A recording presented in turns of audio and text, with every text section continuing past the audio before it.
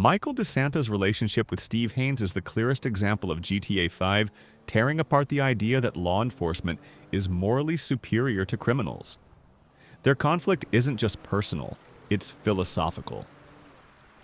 Steve Haines represents institutional corruption, the kind that hides behind badges, press conferences, and patriotic speeches, while Michael represents personal corruption, the kind that at least admits what it is. The tension between them comes from the fact that Steve genuinely believes he's better than Michael, even while doing far worse things. Their dynamic really begins once the FIB pulls Michael back into the game after the jewelry store heist. Steve doesn't recruit Michael, he traps him. He uses Michael's criminal past as leverage, forcing him into illegal Black Ops missions that are completely off the books. Jobs like sabotaging the IAA, assassinating targets, and stealing sensitive information aren't about justice or national security.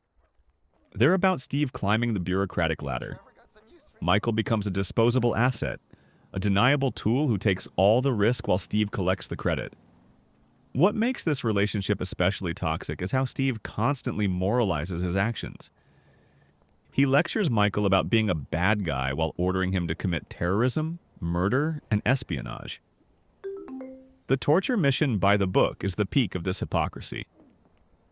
Steve calmly instructs Trevor to torture Mr. K, not because it's necessary, but because it's convenient. He sits behind the glass eating snacks, treating human suffering like a performance. Michael watches this happen, and for once you can feel his discomfort. This isn't Michael's brand of crime. There's no code, no loyalty, no choice, just cruelty dressed up as duty. Steve's control over Michael becomes even more personal when his affair with Amanda is revealed. This isn't just corruption anymore, it's domination.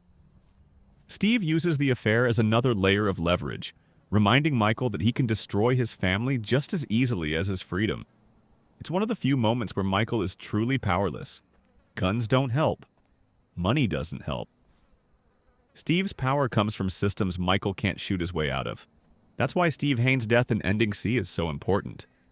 Franklin sniping him at the Pacific Bluffs sign isn't a dramatic showdown. It's an execution. Steve dies mid-rant, still convinced he's untouchable, still insulting everyone beneath him. There's no trial, no exposure, no redemption arc. Just silence. It mirrors how Steve treated others. Quick, disposable, and consequence-free. Michael never mourned Steve, and that's telling. Steve wasn't an enemy to respect, like Trevor, or a rival to outsmart, like Devin Weston. He was a parasite. By surviving Steve Haines, Michael doesn't become clean, but he does escape the lie that authority equals righteousness. GTA 5 makes it clear. The most dangerous criminals in Los Santos aren't always the ones robbing banks. Sometimes they're the ones holding microphones and badges. And in the end, Steve Haines' influence leaves Michael permanently changed. After Steve is gone, Michael stops chasing approval from institutions that were never going to save him. He no longer pretends that cooperating with authority will make his past disappear. The FIB arc teaches Michael a brutal lesson. There's no moral high ground in Los Santos, only different excuses for power. And surviving means knowing when to stop believing the lies.